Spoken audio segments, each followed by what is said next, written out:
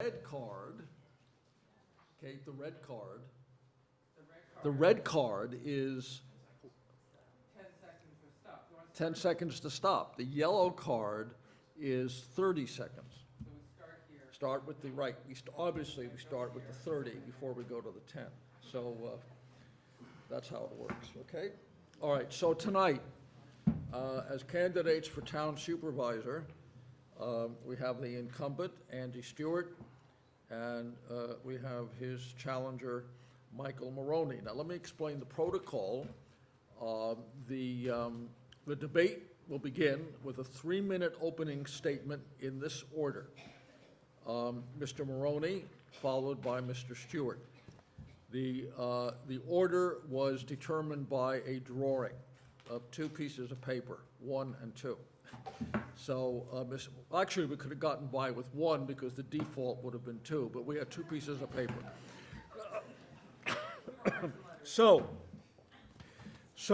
We're going to start. We're going to start with Michael Maroney, and we're going to go to Andy Stewart.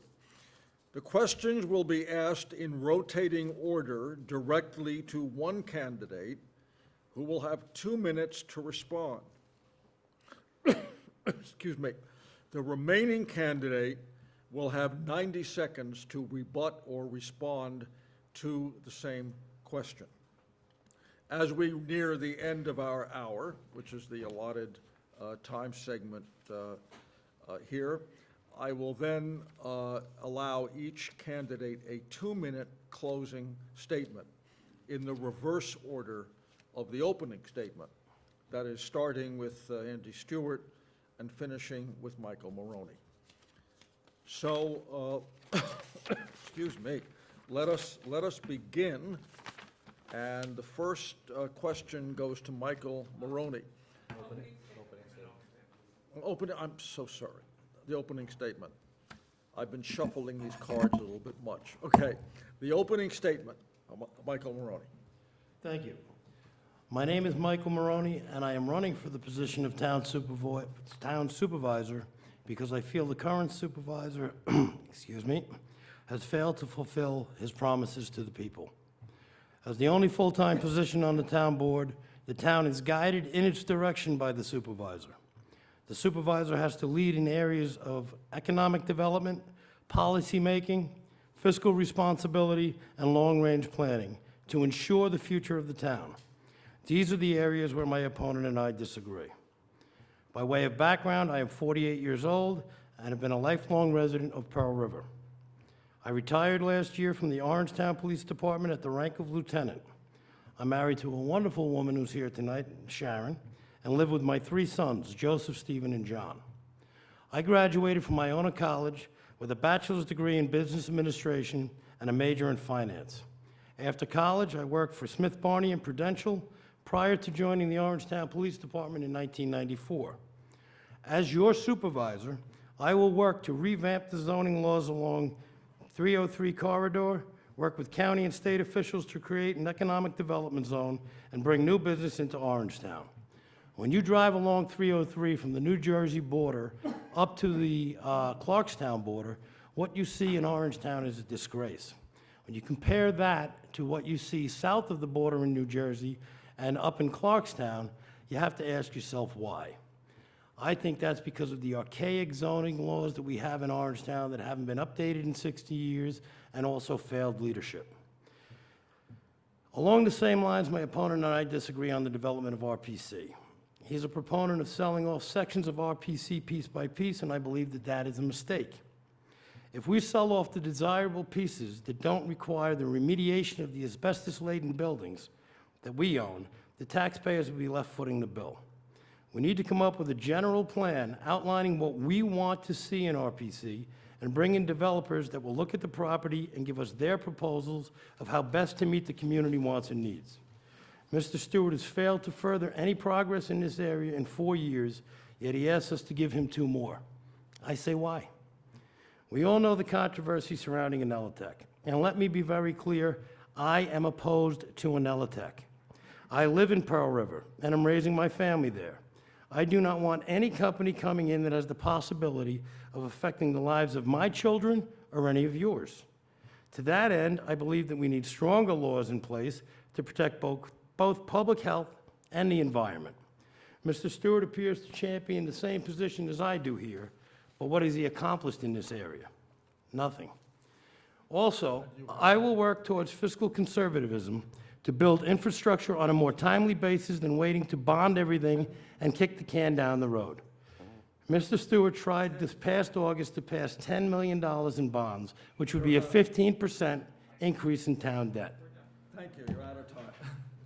Okay, Mr. Stewart. Thank you, Art.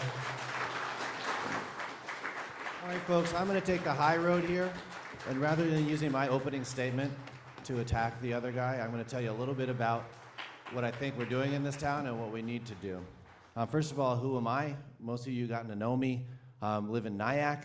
I ran Keep Rockin' Beautiful for 10 or 11 years, got to know every scout troop, civic group, church group, volunteer group in Orangetown, and most of the storm drains and streams and parks and so on and so forth. So I come to town government with a history of community service and a belief in community service and in the importance of local involvement in government. So what have we been doing for the last 4 years? We've been doing a lot, to tell you the truth. I think we have a lot to be proud of. Number one, budget management. Sometimes I think you have to be kind of poor or come from a nonprofit to really appreciate the value of a dime. That's what I do. And I appointed a finance director from kind of a combination history of Republican from Wall Street and also from West Point. I have a deputy supervisor with a longstanding chairmanship with the Republican committee. I'm nonpartisan, and I believe in good government for everyone, not just for a few people. When it comes to the budget, we look to find every stone to turn over, to find waste wherever we can find it, and we've turned in budget after budget under the New York State tax cap, and I think people will really appreciate that. And we could talk more about the savings opportunities that I'm working on and have worked on as we go along, but that's super important to me. Number two, the golf deficit. Again, talking about real things. You know, it is a deficit. It's run up about, Blue Hill's run up about $3.5 million in debt to the general fund. Our auditors flag it as the single most important financial issue for the town.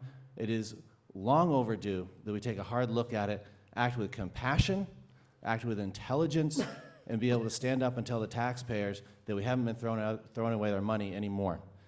On grants, I look to bring in revenues. That's one of the most creative aspects of this job. You have to bring together department heads. You have to envision how we can match up the community needs with the funding sources that exist. We got $1.9 million for sidewalks along Middletown Road, right by ShopRite, where that poor gentleman got run over by a bus. Okay, that's the kind of work that I want to do that keeps us safe, that brings in money from the state, and brings a little bit of relief to Orangetown taxpayers. Economic development, super important. I don't know what he's talking about as far as piecemeal.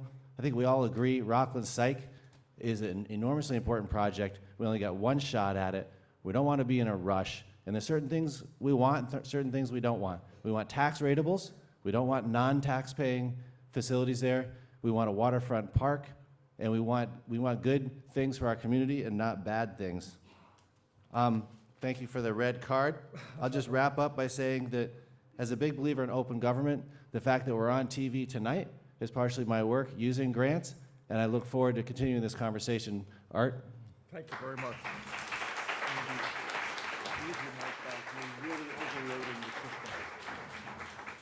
Okay, we allowed Michael Maroney to make the opening statement, so the first question is going to go to Andy Stewart. What is your position on outsourcing Blue Hill golf maintenance? That's a great question, and you've already heard the town council talk about it a bit, so I'll cut to the chase. You know, there's two basic criteria for success at Blue Hill. One is we have to keep the golfers happy. They're our local customers, and they enjoy certain privileges as town residents, and we want to keep that going and make that golf experience even better. Number two, it has to be publicly owned. We use contracts throughout town to manage facilities and to do sewer relining and a whole host of other things. We use contracts at Blue Hill right now for the restaurant and the pro shop, and I am in favor of looking at the savings we can obtain from using a contract for golf course maintenance. It's clearly a dilemma that the town needs to address, and frankly, you know, the fact that the 8 employees who work at the golf course are entitled to other town jobs is something that I wholeheartedly truly believe in. You know, I got support from unions too, although not from all of them, and I think I know why. But the main thing I think we need to say is that we have a duty as town officials, and that is two things. One is to protect our employees and to run a great government internally, and the other is to make sure our taxpayers are satisfied. And when you have the capacity to potentially save $1 million by changing the way you manage something, you have to look into it, and that's what we've done. Broadacres has already been turned around through better management. Revenues are up 5% per year the last 2 years. Costs are down. And with the proper management of Blue Hill, nobody will notice the difference, and we'll be saving a lot of money that we can use for other things. That same question to Michael Maroney, your position on outsourcing maintenance at Blue Hill. Well, as I listened to the earlier debate of the town councilman, this is an area where I too have not seen the numbers. I kind of found it odd that the RFPs that were received in the middle of July weren't shared with the other town board members until a couple of weeks ago. But I know that the board now is reviewing the numbers. I haven't seen them, so it would be very difficult for me to sit here and say A or B if the numbers were that catastrophically slanted to one side. I will say that I am very suspicious regarding those numbers, because I did my own analysis of the Broadacres privatization, and according to my calculations, we have not saved one dime. Not one. When you take the $200,000 bond that they pulled away from the Broadacres golf course and included in the losses every year, and moved that aside and brought in applied golf, and you add that back in on the revenue and deficit side of the sheet today, we're actually losing about $10,000 more this year at Broadacres than we did before we privatized it. So I think we need to open the books and tell everybody what's going on. Okay, we're going to, Andy Stewart got the question first last time, and this time we're going to Michael Maroney. Every candidate tonight has stated over and over again that they want to improve Orangetown. What have you done prior to becoming a candidate that proves your commitment? Okay, I served in the Orangetown Police Department for 20 years. But some might say that that was a job and that you wouldn't count that.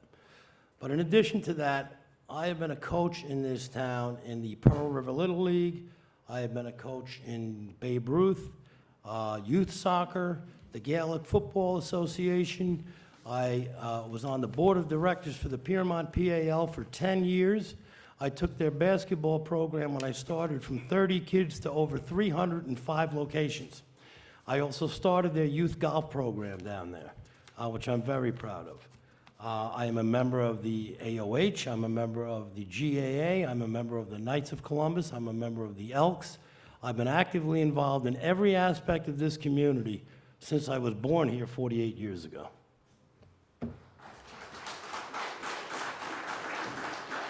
Okay, same question, Andy Stewart.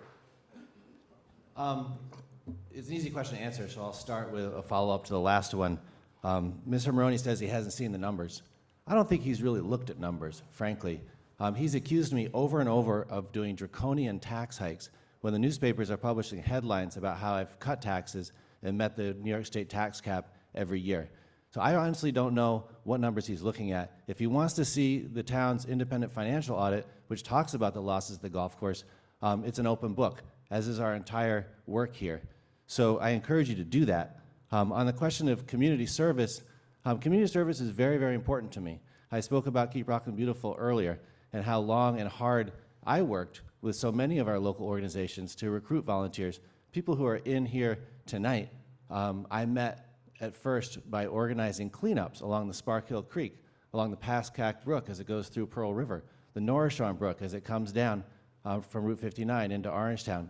You know, these are areas where community volunteer effort can make a huge difference in beautifying the town. The Adopt a Road program, Adopt a Highway, and so on and so forth. And then I went on to serve on the Orangetown Planning Board, which was a very, very important work, and I want to talk more about the land use boards as we go on tonight. The importance of having good appointments to the land use boards, especially when it comes to questions like Anelotech. So those are the kinds of things that I go back to. My reasons for involvement are essentially those of community service. Sometimes people wonder, why does he keep on doing this? It doesn't look like that much fun.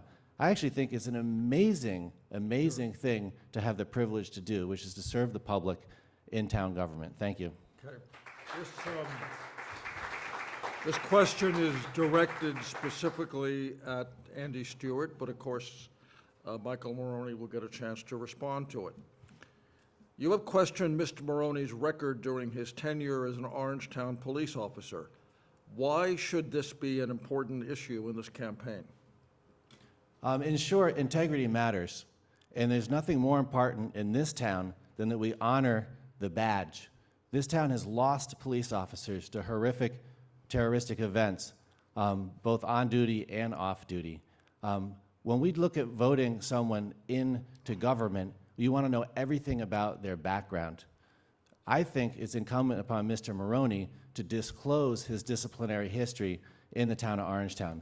We know that there have been some newspaper articles published, and a lot more has come out lately, specifically detailing numerous disciplinary incidents which really have undermined questions about his credibility as a candidate. These are things which voters shouldn't have to go to the polls and vote for a candidate who essentially has a secret history. I think it's so important that we preserve and protect and enhance the integrity of the police department, that we celebrate the leadership of our police like we just did recently in Town Hall, coming out of the Courtwood fire, and the amazing heroics, busting through doors, pulling old folks out before they were killed by the fire. This is really, really important to me, along with the fact that every year we memorialize the loss of officers Kennedy and Reedy through a drunk driving accident on Route 303 that took their lives back in 1973, about the same time you started your newspaper. These are incidents which I feel like mean that in the town of Orangetown, we have an incredibly high standard. And I think we should have a high standard, and we deserve a high standard. And I think Mr. Maroney should come clean and actually disclose his disciplinary records so that people can see what it's all about. Thank you. Okay, to return to respond. Thank you very much. First of all, in terms of the whole, lately it's come out, if anyone believes that when I undertook this venture to run for this position, that I thought that this was not going to be raised, they don't know me. I knew this issue was coming out, and I knew that it was going to come out because Mr. Stewart wanted to bring it out. But I find it very disingenuous for him to sit here and to state to the public that Mike Maroney should release his records. Let me explain something very slowly and very carefully to Mr. Stewart and to his supporters. Michael Maroney does not have any records. These records are owned and property of the town of Orangetown. So, when somebody came in and foiled my personnel records, I did not deny them. The town of Orangetown did. And it's very disingenuous and slanderous for Mr. Stewart to sit there and claim that I'm covering something up. And I'll just say, for the record, there's a number of people in this audience that know who Mike Maroney is. And I would just ask you, by a round of applause, to say who would vouch for Mike Maroney's character.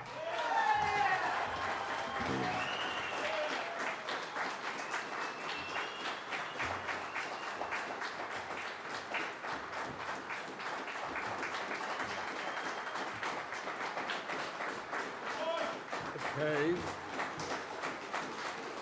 Now, Mr. Maroney gets a chance to answer a question initially. What is your stance on the banning of BTX manufacturing in our community? And how will you defend our local right to enforce our zoning laws against state pressure? I am 100% against the manufacture, the production of BTX, xylene, and benzene. However, I do think that the proposed law, while it's good for this particular instance, I believe it does not go far enough. 5 years ago, nobody proposed this law because nobody knew about the threat of these 3 items. And also, I've been working with an environmental attorney in relation to the Inelitech issue that basically says that there are 7 other byproducts in this production process that have not been released to the town. I would favor a more comprehensive approach to protect the air, environment, and the health of the residents. I think we should enact legislation that anything that comes before the planning board would have to get prior approval from a team of experts appointed by the town with specialties in the field to be able to determine, is what is proposed safe for our town and for our environment? I would also encourage the county government to put back in the environmental engineer that used to be in place that would oversee these proposals throughout the county. If that party was still back in position, he would have had the authority to step in and overrule the granting of any permits to a questionable project like Inelitech. Thank you. Okay, Mr. Stewart, same question, BTX in our community. As many people are aware, I've spoken out loudly, consistently, and urgently about the need to oppose the Inelitech facility and to pass a prohibition against the manufacturing of benzene, toluene, and xylene in the town of Orangetown. The Republican town board has not stood with me on that. They've vacillated and they've delayed, and we still don't have that prohibition in the law against the manufacturing of benzene, toluene, and xylene. This record of my work on this issue is long. There's a page on my website that describes it. Apparently, Mr. Maroney never looked at it because he's actually made the spurious accusation that I at one time supported Inelitech, another one of these made-up, quote-unquote, facts that we're seeing more and more. Back to the last question, just for a minute, don't go to Mr. Maroney for legal advice. If he read the Freedom of Information law that relates to his disciplinary records, he'd know that he himself is the only person besides the town who can disclose any personnel documents. I ask you once more, yes or no, Mr. Maroney, are you willing to tell the voters what your disciplinary history is? Are you willing to disclose those documents, or do you want to keep them secret? I'm sorry, did the format of this change? Is this now a question and answer? I gave my answer, and I'm asking you a question. I wasn't aware that the format changed. Yeah, that's not an answer to the question you were asked, Mr. Stewart. I did answer the question about BTX. Yes, I mentioned And I respect BT. your Yes. desire to get to answer that question, and I always answer the Yes, questions. Okay. The question was BTX, was not about personnel records. Okay. Doesn't mean we can't get to it. It just means that that question was about BTX. Okay, but there is a question for you. Mr. Stewart, in the 2011 Patch article, you slammed Paul Whalen for taking campaign donations from town vendors. How do you justify the vendor donations that you have, this questioner implies that you have taken since you've been in office? I believe it makes 2 implications. One is about a Patch article that I certainly have no memory of, and the other is that I might have taken money from vendors, but without any actual information about it. So it sounds like kind of like the push-pull that the Maroney campaign did earlier, where they basically tried to plant negative ideas without providing any substantive documents or proof or caring to provide evidence. So, what can you say about hearsay other than that it's nice when people actually pony up real information, look at facts, and disclose documents that can help us understand reality? So, what can I say about that? Did the article exist? Did someone just make that up? Is there a particular vendor we're concerned about? I guess there's not a whole lot you can do with made-up stuff. Mr. Maroney, did you want to comment on campaign donations? Mr. Stewart, if you'd like to refresh your memory, I can hand you a copy of the article. Yeah, that'd be helpful.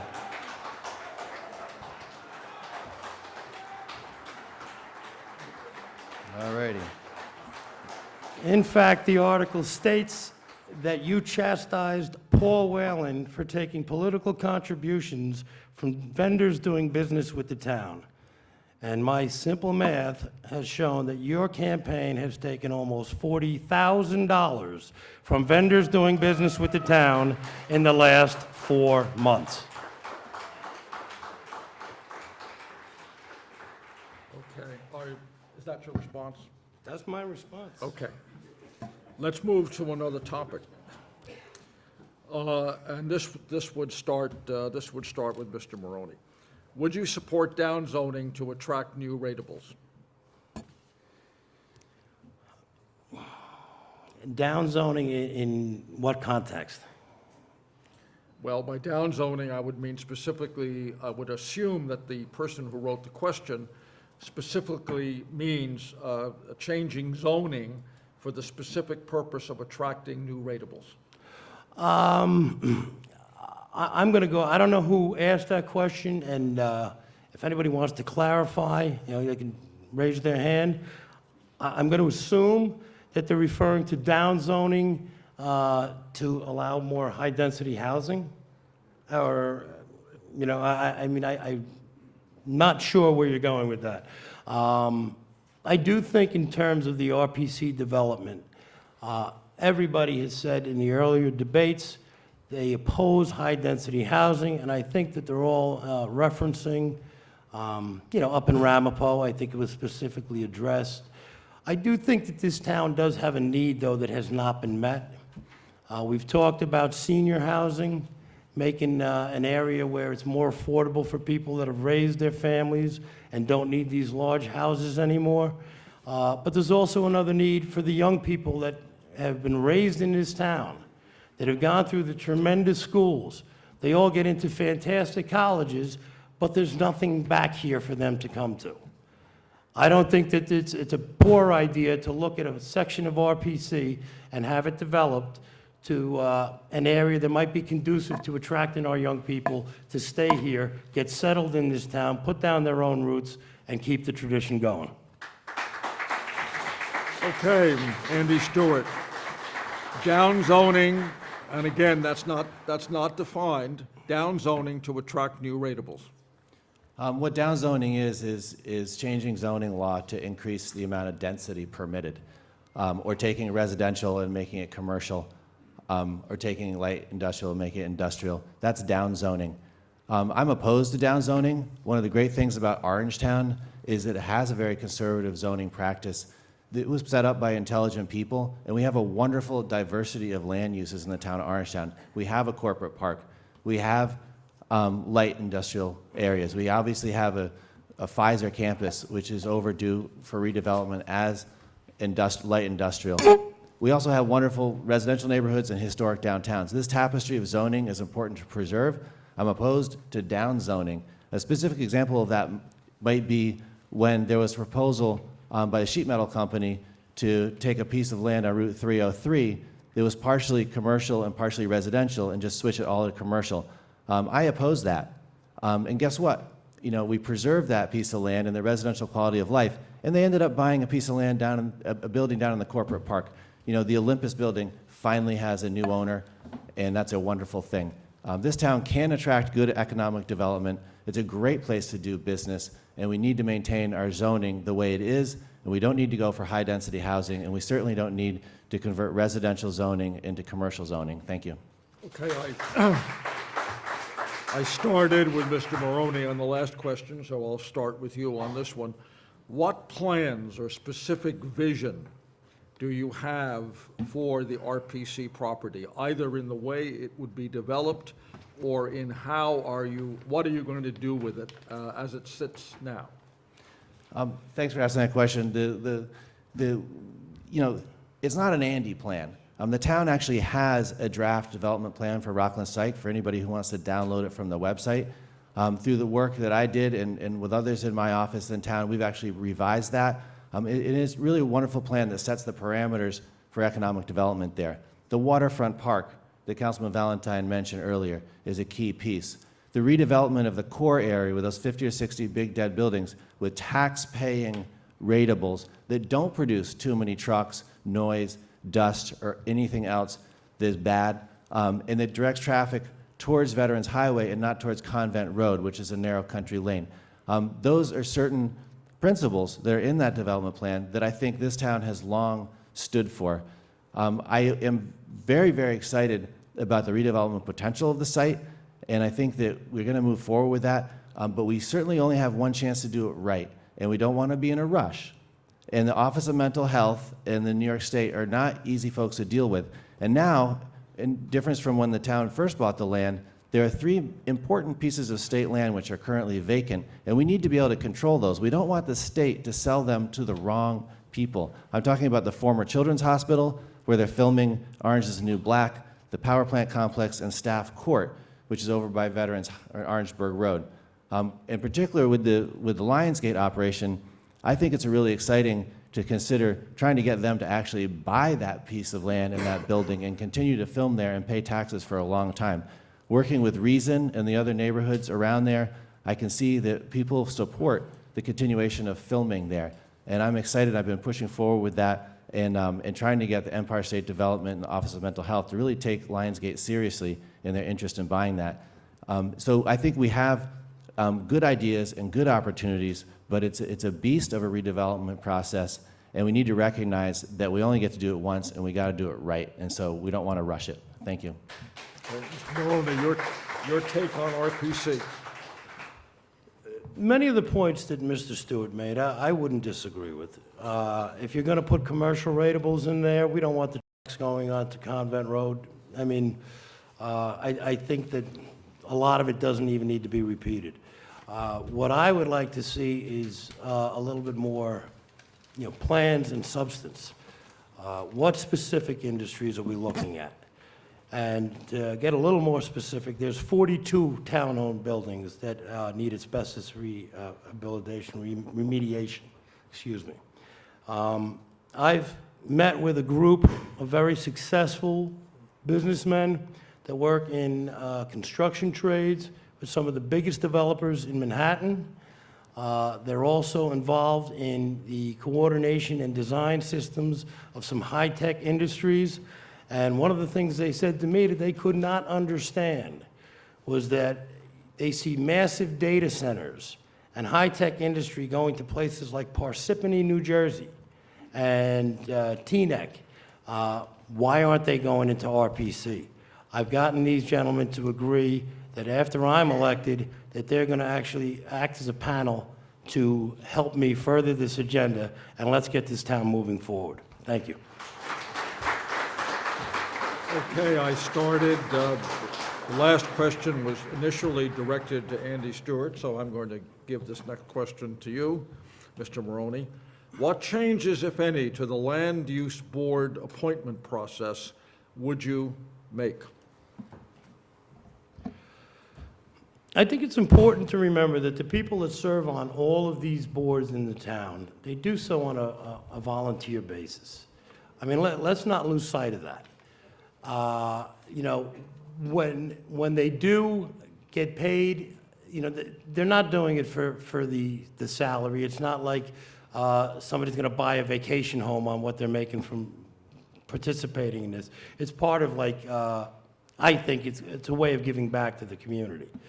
I think that we just need to probably examine, as I said earlier, I would like to see anything that involves the public health or environmental issues have another step where we would have highly skilled people that would be able to determine whether or not this process should go further or not.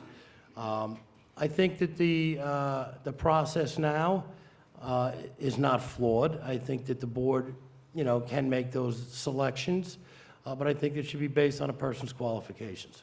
Thank you. Okay, Andy Stewart, same question. Right now, the town board appoints members to the land use boards for tenures of from 3 to 7 years, depending on the board and the position being filled.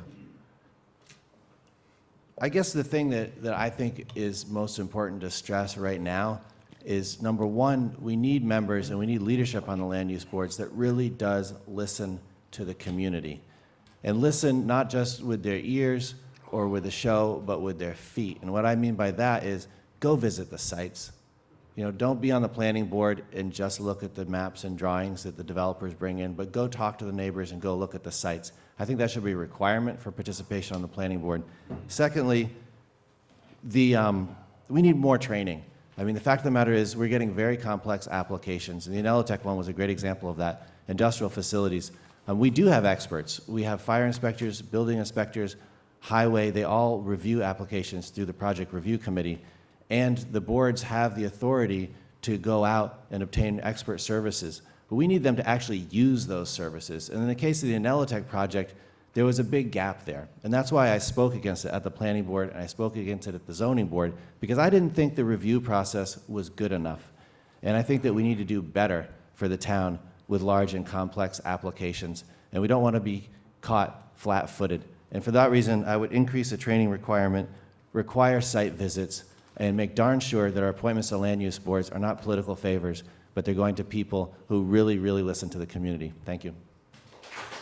Okay, we started, last question, Mr. Maroney, so we're going to start with Mr. Stewart now. How would you resolve the ongoing conflict over use of the Mighty Midget soccer fields? I've actually made a very specific proposal that I'm on the record for, and anybody's welcome to look at it. To me, the two criteria for success with soccer are, number one, let's recognize that our sports groups are the heart of the community. Whether it's Orangetown Mighty Midgets, Rockland FC, TZ, lacrosse, these people are working with families, and in some cases, the groups, because of the way the sports market is evolving, can't meet the 85% residency requirement. But number one, let's just recognize that they are the heart of our community. Number two, let's recognize that there are real fairness issues at stake here. When taxpayers build a facility, they want it to be primarily for town residents and not for people who come from outside of town. And we recognize that. So what can we do? It's complex. The Youth Rec Committee has been working on it, but hasn't come forward with anything, and neither has the town board. So a few months ago, I made two simple proposals.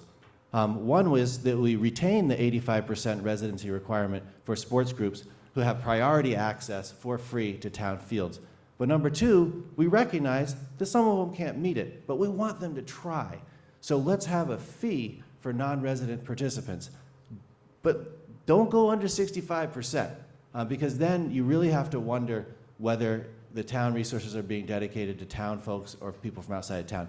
So maintain the 85%, but provide an incentive to get there, and don't put anybody out of business. These groups are so important. I myself coached for Orangetown Mighty Midgets for a bit, love soccer.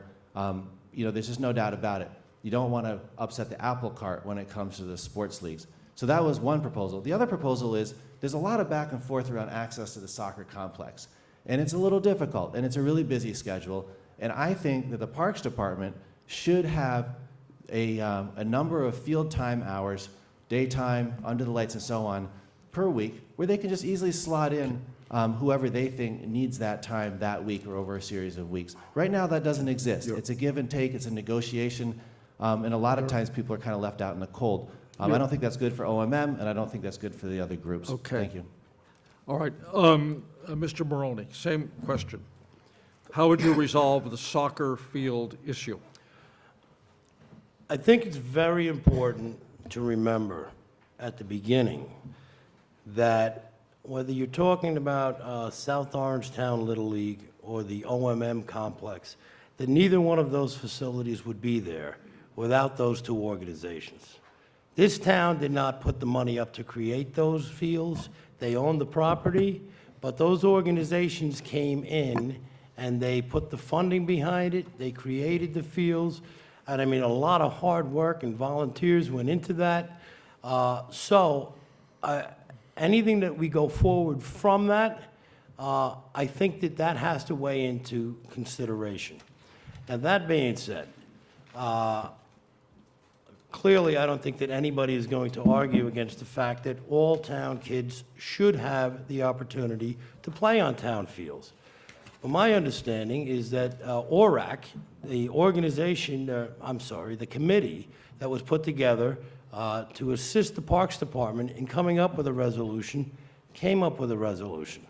And I don't know why Mr. Stewart chose not to support that resolution, but have one of his own instead. Your understanding is incorrect. Okay, this next question is directed specifically at Mr. Maroney, and of course, Mr. Stewart will get a chance to respond to that. And the question is this: how are you going to negotiate with the police contracts, and do you see any possible conflict in the fact that you may be a beneficiary of these contracts, that as a member, as the town supervisor and a member of the police commission, you would have to act on? All right, let me clarify something for the get-go. I am retired from the Orangetown Police Department. Nothing that happens with their contract going forward affects me one iota. So, I mean, in other words, to suggest that if I gave them an increased pension benefit or something, it's going to come back and benefit me is 100% false.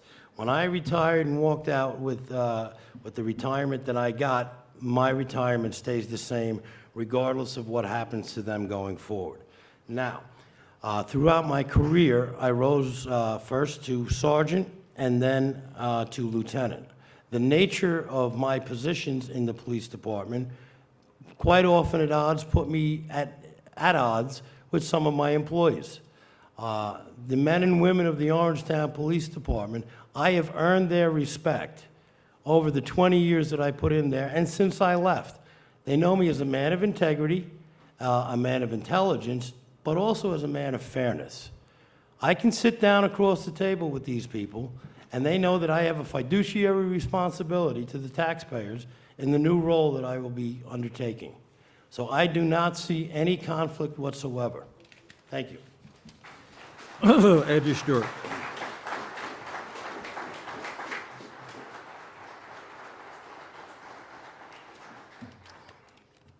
Is there another question? Yeah, yes. Or did I get to respond to that one, or? The question was reference to the police contract. Do you see any possible conflict that Mr. Maroney might have in negotiating police contracts? Because obviously you wouldn't have the conflict, so. I frankly think the conflict is catastrophic, to be entirely honest with you. The fact of the matter is that, number one, you know, in terms of looking at the contract, I mean, the number of times we get the numbers wrong here is amazing. We don't have 42 buildings, we have 50 or 60. I didn't take $40,000 from town vendors. I don't think I even know that many of them. There haven't been tax hikes, there have been tax cuts. So let's talk a little bit about integrity when it comes to looking at the police. The bottom line is that this gentleman here refuses to disclose why he resigned from the police department. And you can yell all you want in the back row there, but we're faced with tough choices sometimes, and I think people deserve to have the information. Now, I know why Mr. Maroney resigned. Every single person on the town board does. I think Mr. Stewart, you're out of order. You're out of order, sir. The question I know why. Specifically relates to the contract. And most people standing in this room probably know why. If you don't think that presents a conflict of interest in negotiating police union contracts, then you don't understand what a conflict of interest is. And that's the sad truth about it. You're out of time anyway. Okay.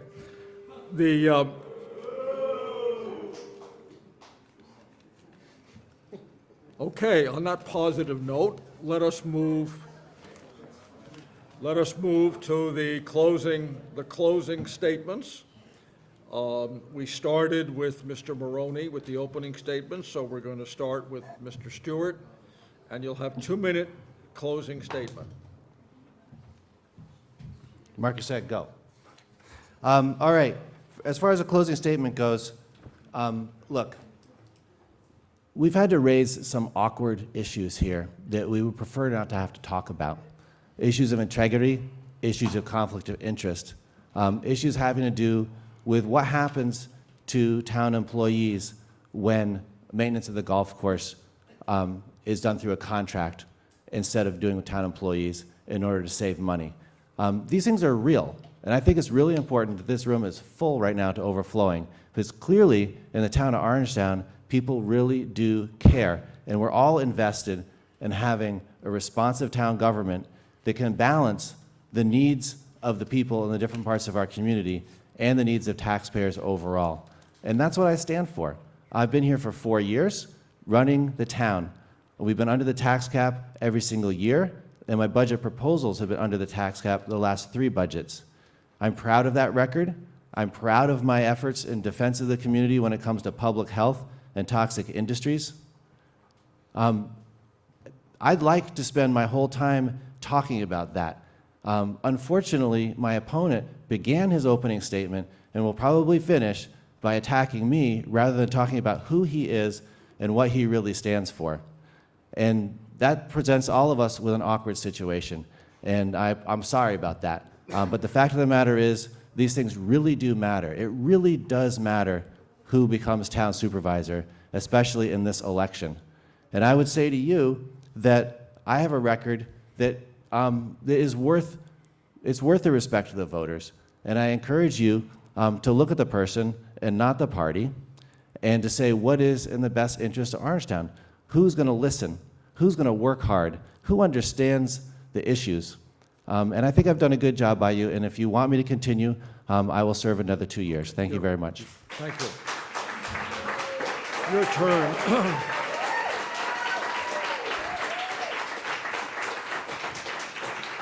Well, there certainly is no shortage of enthusiasm on each side here tonight, let me say. Okay, Mr. Maroney, your time to make your closing statement. Okay, thank you very much. I did find it interesting that Mr. Stewart said that he felt like I attacked him. I think a lot of people in the room would say it went the other way, but whatever. He talks about my misguided numbers. I'll give you a few numbers. Andy, your first proposed budget called for a 9.2% tax hike that ballooned up to 14% when state cuts that you didn't calculate in were added in. And I have the article for that here as well. Your second year, you proposed a 7% tax hike, and you voted publicly to break the New York State tax cap. Not true. Your third year, you took $3.5 million from the reserve fund, which $1 million of which was restored by your Republican board members. And this year, you proposed another 2.5% drain. You stood up here the night of the budget presentation saying that our budget funds are growing. But in fact, that is not the case, because from the beginning of 2014 to the end of this year, we went from $20,416,000 down to $16,586,000. So who's got the fuzzy math now? In terms of your personal slanderous attacks against me, I will say this. I've lived in this town for 48 years, and I am truly embarrassed by your behavior. I have never seen from a Republican or a Democrat prior to you more slanderous, scandalous, vile attacks. And this is not Ramapo, Mr. Stewart. We are not going to tolerate this at all, and you're going to find that out 2 weeks from tomorrow. Thank you. Good night.